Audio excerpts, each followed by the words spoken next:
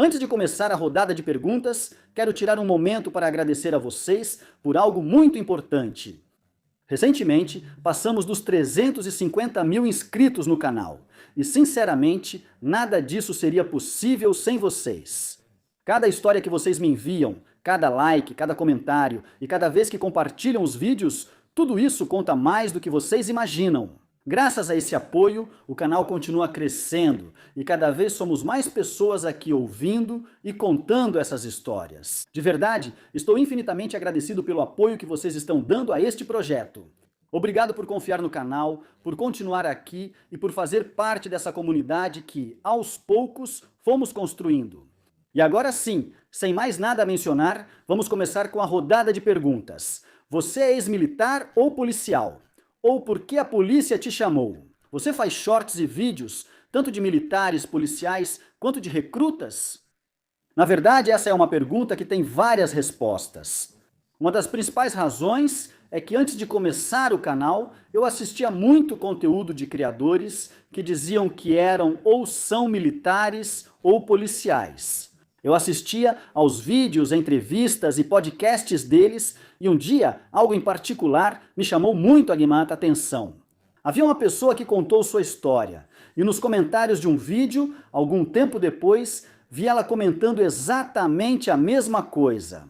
Chamei a atenção, e eu me chamei a atenção, e chamei, e eu me chamei, me chamei, eu me chamei a atenção e me chamei, e eu me chamei a atenção, chamei a atenção, e eu me chamei a atenção. Chamei a atenção e também a mim mesmo. Muitos não têm chance de ir a um podcast ou contar o que viveram. Então foi quando pensei que alguém tinha que dar espaço para essas histórias. Então comecei subindo um vídeo, depois outro e outro. Aos poucos, mais pessoas chegavam com suas histórias e percebia que elas gostavam muito. E nem sempre eram militares ou policiais, às vezes eram pessoas que tiveram algum contato com o crime. Às vezes um professor, um motorista de aplicativo, um segurança, até mesmo pessoas que foram sequestradas por grupos criminosos ou moças que passaram por situações muito difíceis. Por exemplo, lembro de um policial de Zacatecas que contou como sobreviveu a uma emboscada. Ele até me enviou a notícia onde saiu o caso para provar que o que estava contando realmente tinha acontecido. E com o tempo, também começaram a aparecer pessoas que estiveram do outro lado, gente que esteve na manha. E aqui, quero fazer um parêntese, pois todos têm algo em comum. Todas as pessoas que me contaram histórias desse lado, absolutamente todas, fazem isso com o propósito de que as pessoas não entrem nesse mundo. Nunca recebi uma informação ou história de alguém dizendo que tem orgulho do que viveu. Pelo contrário, muitas vezes contam isso como um aviso para todo aquele que deseja estar nessas fileiras. Você já publicou uma história sabendo que não era verdadeira? De todas as histórias que me enviaram, posso dizer que quase sempre dá para perceber quando uma história é real e quando não é. Normalmente, as histórias reais costumam ser mais longas e têm muitos detalhes. Eles te dizem onde aconteceu, como aconteceu, quem estava lá, como tal pessoa se chamava e pouco a pouco vão te contando tudo, o onde, o como e o porquê das coisas. Por outro lado, há outras histórias que chegam exageradamente curtas, tão curtas que praticamente não dá para trabalhar com elas. Não te dizem onde foi, não te dizem quando aconteceu, às vezes nem sequer te dizem se era de dia ou de noite. Então, aí você já pode ter uma ideia de quando alguém realmente está contando algo que viveu e quando provavelmente alguém está inventando. Mas também quero deixar algo claro, eu nunca vou duvidar da palavra de alguém. Se alguém me manda uma história bem escrita e bem explicada, mas se alguém me manda uma história de 2 linhas, e só isso, bem, na verdade, é um pouco difícil acreditar que realmente aconteceu assim, porque quando alguém realmente viveu algo intenso, os detalhes aparecem naturalmente. Você já recebeu ameaças por dar voz a essas histórias? E por que você se arrisca a fazer isso? Para começar, por algo que muitos sempre me perguntam sobre o pessoal do crime. Até o momento, não recebi nenhuma reclamação, nenhuma ameaça ou algo do tipo. E da parte do governo, também não recebi ameaças. Mas tem algo que quero mencionar. Se não me engano, já recebi 3 histórias que nunca tive coragem de contar. Uma veio de alguém relacionado com o crime e 2 vieram de militares. As 3 pessoas me deram a opção de publicar ou não, ou seja, não me disseram que eu tinha que contar isso, simplesmente se abriram comigo para desabafar um pouco, contando o que viveram. Mas o problema é que te contam coisas muito delicadas. Falam de acordos, de coisas que fizeram e de coisas que, se não me engano, continuam acontecendo até hoje. Para vocês terem uma ideia, a história que vem do lado da manha é de uma mulher que tem contato com um chefe de praça. Quando ela começou a contar, confesso que fiquei com muito medo, pois disse coisas bem específicas. Onde esse cara mora? Que caminhonetes ele usa? Como ele se movimenta? E não satisfeita com isso, ela começou a dizer até as rotas que ele usa, os horários e quem está na folha de pagamento dele. Na história dela, ela menciona que até os municipais e estaduais cumprimentam ele. E na história dela, conta que uma manhã os rivais derrubaram uma carga muito grande dele. Por sinal, segundo ela, esse mesmo senhor, quando fica sabendo disso, liga para um general e para o secretário de segurança desse estado. Depois, enviaram policiais estaduais e soldados para recuperar a carga, porque essa carga já estava protegida e, segundo o que ela me contou, à noite já estava de volta. Então, imagina, esse tipo de história realmente faz você pensar. E não é que eu queira dar voz a isso. Essa pessoa até me disse que não tinha problema se eu não publicasse, mas, sendo honesto, sinto que me comprometeria muito se contasse algo assim. E as outras 2 histórias que vêm do lado do governo, nem ferrando eu me atrevo a mencioná-las, porque essas são ainda piores. Agora, falando de avisos, tenho um amigo com quem eu jogava há um tempo e com quem até hoje continuo conversando. Eu o conheci antes e depois de ele se alistar no exército mexicano. Um dia ele me ligou e disse: "Irmão, adivinha? Fui chamado para a contra-inteligência." Nunca havíamos falado sobre o trabalho dele, mas uma noite conversamos e ele me contou um pouco sobre como certas coisas funcionam internamente. Ele até me mencionou que às vezes eles tiveram que prender soldados, chefes ou até generais por fazerem coisas que não deveriam fazer. Ele já sabia do meu canal. Perguntei se queria contar uma história e ele aceitou, mas impôs uma condição clara. Ele disse que, se algum dia me contasse algo, eu não deveria revelar sua origem, posto ou funções, pois trabalha em uma seção muito específica. E depois, entre uma conversa e outra, fazendo perguntas só de zoeira, me ocorreu perguntar para ele: "Ei, você acha que estão me investigando por causa do canal?" E ele me disse algo que, para falar a verdade, me deixou meio desconcertado. "Não sei, Chance, e talvez você tenha chamado a atenção de uma certa seção."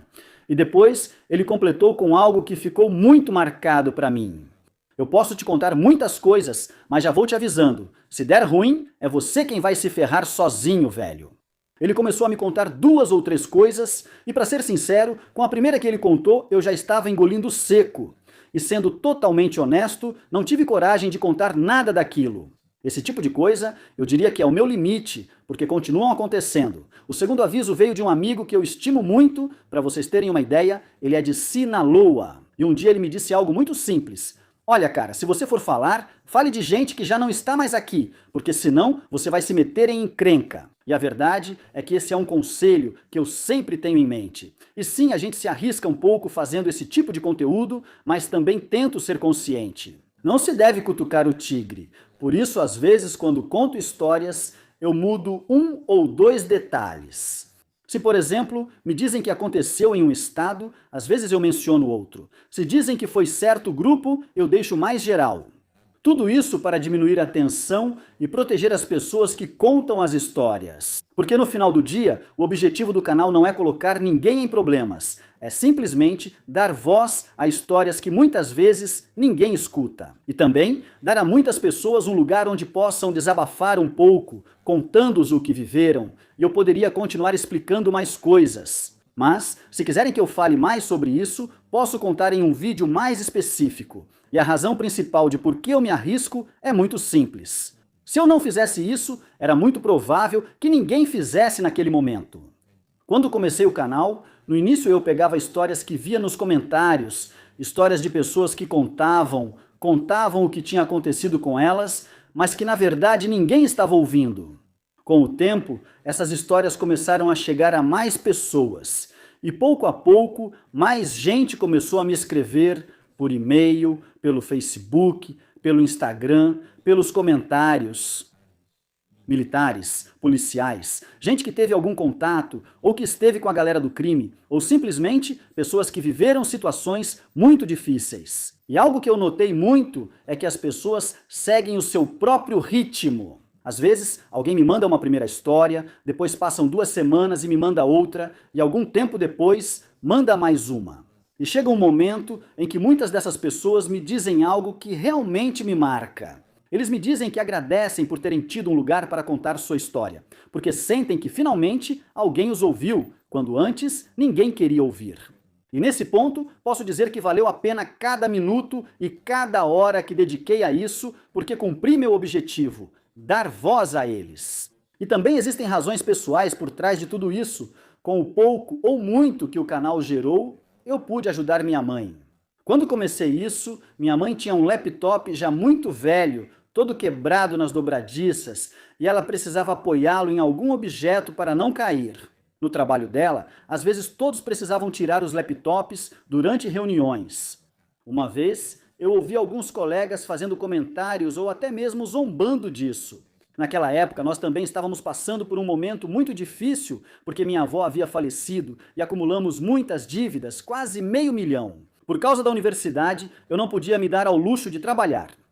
E o curioso é que quando eu comecei o canal, nem sequer tinha monetização. Na verdade, eu nem sabia se algum dia iam me aceitar. Porque muitas das histórias que eu contava eram pesadas e eu editava os vídeos no meu celular.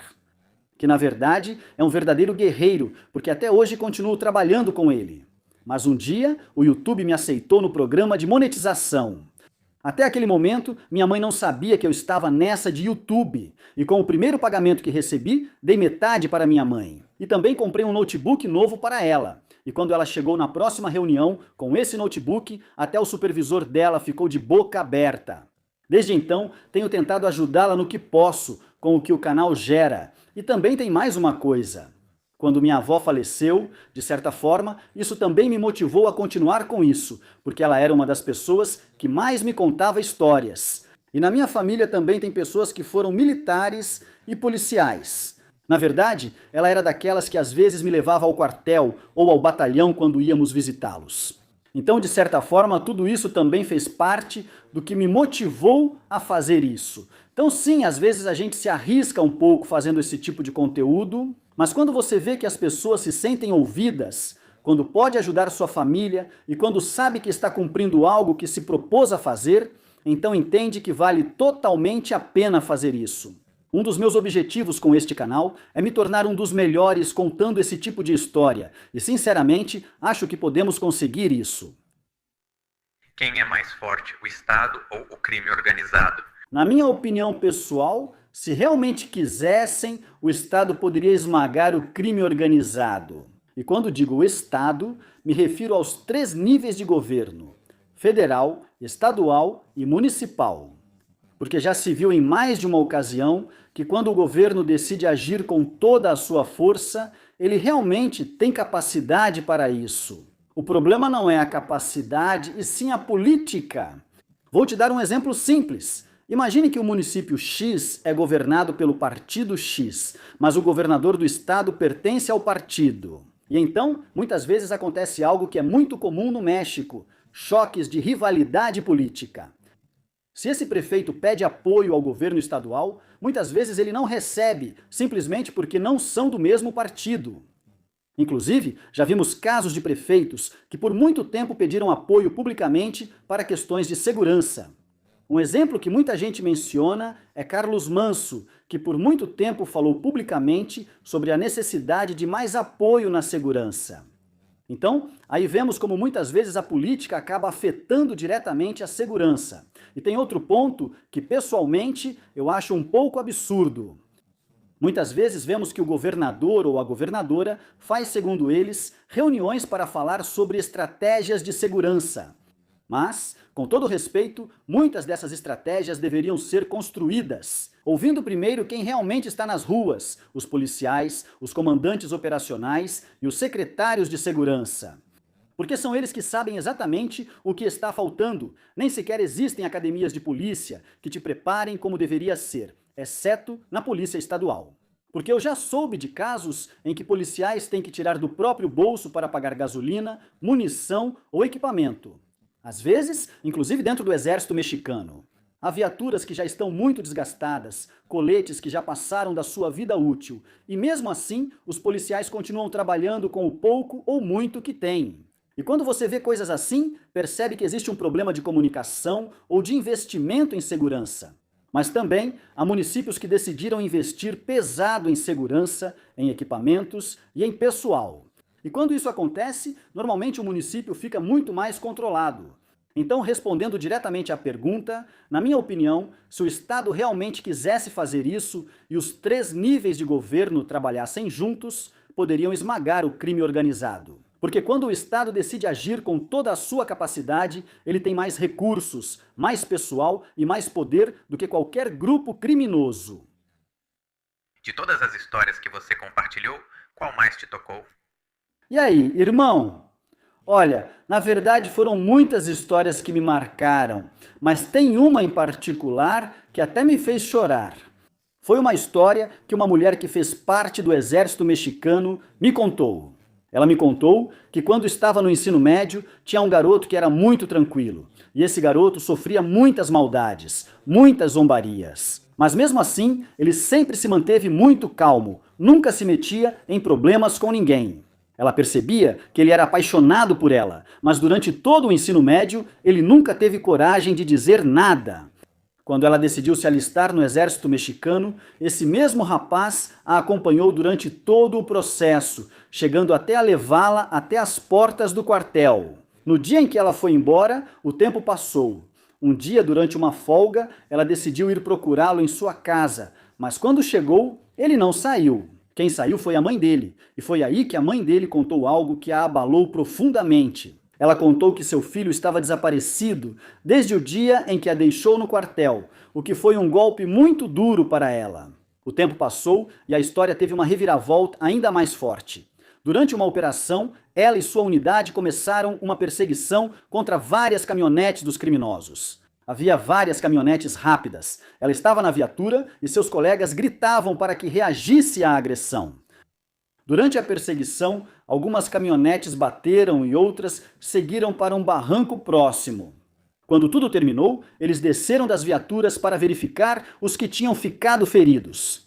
Entre os comandantes estava um sargento, e enquanto começavam a verificar os bandidos que tinham ficado ali, ela se deparou com algo que jamais imaginou. Entre os feridos estava aquele mesmo garoto, o mesmo garoto do ensino médio, o que era apaixonado por ela, o que a levou até o quartel. Ela até tirou o capacete para ter certeza de que era realmente ele, e sua primeira reação foi ajudá-lo. Ela queria levá-lo até o pessoal da enfermaria para que o atendessem, então o colocou nas costas para carregá-lo. Mas nesse momento chegou o sargento, e ele não vinha com a mesma ideia. Ele quis saber por que ela ajudava um bandido, mas ela explicou que era alguém que conhecia desde o ensino médio. O rapaz ainda explicou algo mais. Ele disse que no dia em que foi deixá-la no quartel, quando estava voltando de ônibus para casa, algumas caminhonetes interceptaram o ônibus e levaram vários jovens à força para recrutá-los. Ele acabou sendo levado também, mas o sargento não se importou nem um pouco com isso. Para ele, aquele garoto era apenas mais um malandro e deixou isso claro. Se ela não terminasse com ele, ele mesmo o levaria até o barranco para que fosse embora com os outros. E o pior é que quando os outros colegas dela chegaram, também concordaram com o sargento. O garoto pediu ajuda a ela, dizendo que queria voltar para casa e para a mãe. O sargento o tirou das costas e o sentou, e enquanto ela estava lá, os próprios colegas dele começaram a espancá-lo. Ele não entendia porque quem deveria salvá-lo não fazia isso. O sargento a pressionava cada vez mais. E esse garoto, já sabendo o que ia acontecer, disse algo que pessoalmente partiu minha alma. Quando eu li, ele pediu desculpas por não ter tido coragem de confessar seu amor durante o ensino médio. E também disse que a perdoava porque sabia que ela não tinha escolha. E ela, no final, teve que tomar uma decisão. Uma decisão que até hoje, para mim, é uma das histórias mais fortes que já me contaram. Essa foi a história que mais me tocou até agora e duvido que alguma outra a supere. Se quiserem ver a história completa, vou deixar aqui em cima no canto e também vou deixar a miniatura, caso queiram procurar. Obrigado. De onde vêm os vídeos de policiais, soldados e marinheiros que você usa de fundo? A maioria dos vídeos que uso de fundo eu pego das redes sociais. Muitas vezes são clipes que já estão circulando publicamente na internet. Outras vezes também utilizo material que encontro em plataformas como o Pinterest, onde há muitas imagens ou vídeos que ajudam a ambientar melhor as histórias. A ideia de usar esse tipo de material é simplesmente dar uma melhor ambientação ao vídeo, para que, enquanto a história é contada, também seja possível imaginar um pouco mais o contexto do que está acontecendo. Mas, no final das contas, o importante do canal sempre foi a história que está sendo contada. Irmandades. Para falar a verdade, já me estendi bastante nessa sessão. Já estamos com uns 20 minutos e ainda ficaram várias perguntas pendentes. Também quero pedir desculpas, porque com certeza ficaram várias perguntas sem resposta, mas se vocês quiserem, podemos continuar com uma terceira parte mais pra frente. Também vi que muitos me perguntaram o que eu acho sobre o Senhor das Quatro Letras, o Senhor dos Galos e o que aconteceu em Tapalpa. Na verdade, eu até poderia dar minha opinião sobre isso. Inclusive, recebi várias histórias de pessoas que dizem que estiveram perto do que aconteceu naquele dia. Mas sinto que esse assunto merece ser falado com mais calma em um vídeo separado.